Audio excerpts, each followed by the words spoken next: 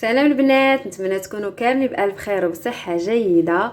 اليوم البنات غادي نشارك معكم واحد المقشر رائع بزاف للجسم. هذا المقشر كيبيض لنا البشره، كيفتحها لينا، كيزول لنا السواد والتصبغات. صراحه القماش زوين بزاف وانا كنستعمله شخصيا وحبيت انني نشاركه معكم. هاد الوصفه البنات نتمنى انكم تجربوها وتشاركوها مع الاصدقاء والاقارب ديالكم. كيف ما كتعرفوا ان وصفات في دقيقه، اي وصفه كتشاركها معكم الا وكتكون مجرباها. واخا طولت شحال ما بقيت صورت، دابا انا رجعت معكم.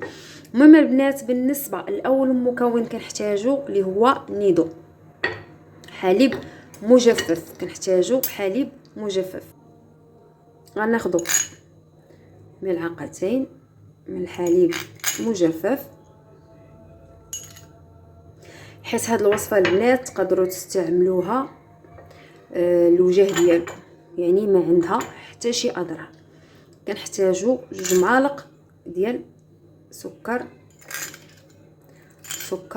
سنيده، 2 معالق.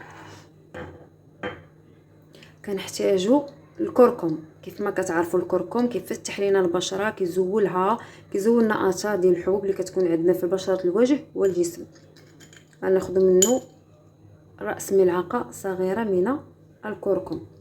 اللي ما بغاش الكركم يمكن ليه يستعمل النيله الزرقاء. غادي نحتاجوا القهوه مطحونه. انا خديت هنا 3 ديال المعالق صغار ديال القهوه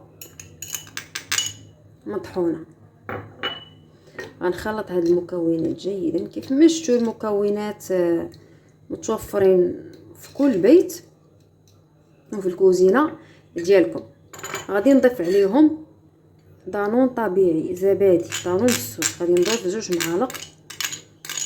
معالق صغار من دانون طبيعي، دانون بالسوس. غادي نخلط هاد المكونات جيدا حتى نحصل على واحد الكريمه، ومن بعد غادي نوريكم طريقه الاستعمال.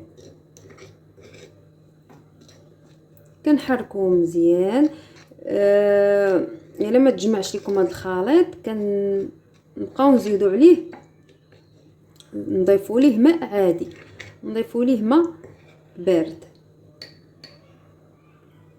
انا البنات بعد ما خلطت العناصر المكونات ديال هذا القماش كنخليه يرتاح واحد ربع ساعه حتى كينسجموا لنا العناصر.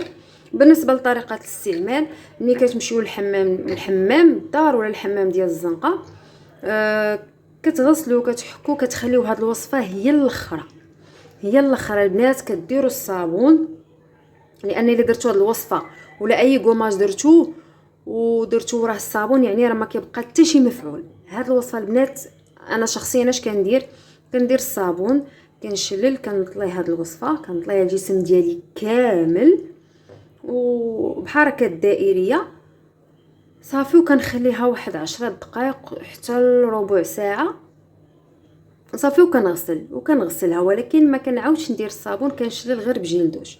هذه هي الطريقه البنات، وديروها 2 مرات في الاسبوع. صراحه راها زوينه بزاف. كيف ما كنقول لكم الوصفات الطبيعيه ضروري المداومه عليها للنتائج افضل.